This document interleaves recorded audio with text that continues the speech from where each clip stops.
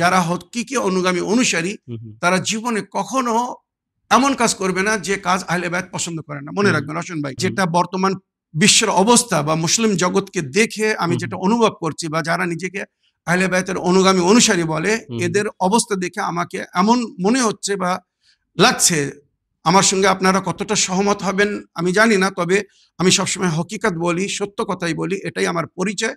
আমার মনে হয় যারা নিজেকে আহলে বায়াতের অনুসারী বলে, তাদের প্র্যাকটিক্যাল জীবনে যখন আমরা দেখছি, আহলে বায়াতের তালিমাত তাদের জীবনে মানে খুব কম, একদম নেই না, আছে তবে খুব কম।